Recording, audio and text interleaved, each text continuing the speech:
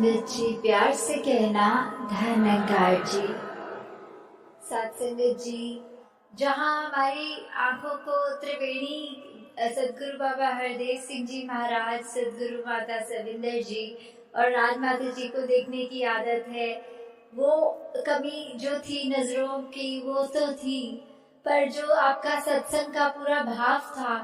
वो वाला बिल्कुल वैसा ही उसी तरह पूर्ण था। जब वहाँ रैली के टाइम ऐसी मिट्टी उड़ रही थी और ऐसे लग रहा था कि हवा में पूरी मिट्टी है, वो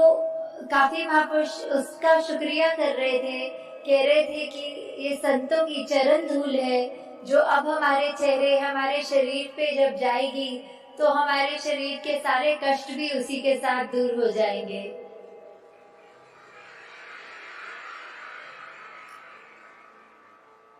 और वहीं पे ही दासी को ये ख्याल आया कि चरण धूल जो चरणों से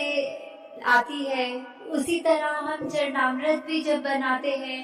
और वो किसी भी संत का बन सकता है जो संगत रूप में है और निरंकार की जानकारी रखता है। और वहीं से ही हमें ये जो सिमरन के साथ एक अटूट निरंकार के साथ जो हमारा जिंदगी भर का संबंध है, वो सिमरन ही हमारा उस संबंध को स्ट्रॉन्ग कर सकता है। दासी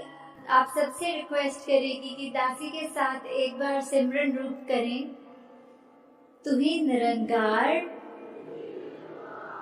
मैं तेरी शरण हाँ, मैनू बख्श लो। तू ही निरंकार, मैं तेरी शरण हाँ, मैनू बख्श लो। सात संगत जी, आज हम सुबह से ही देख रहे हैं जो सारे मैसेजेस भी हमने स्पीचेस में, चाहे कविताओं में, चाहे वो गीतों के द्वारा और सुबह रैली में जो आर्टिस्टिकली उन्होंने कोई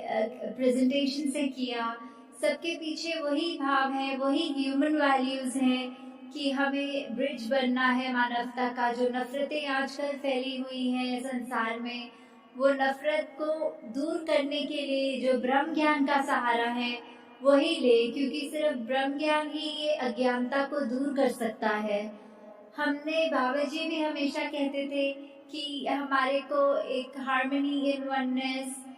का रूप जो देखना है वो हिंदुस्तान में ही नहीं पूरे संसार में एक ऐसा मिले जहाँ किसी का भी कास्ट फीड कल्चर में कहीं पे भी एक वो फर्क ना आए, सब अपने हैं और अपनों का ही रूप है जो पूरे संसार में। और बाबा जी के जहाँ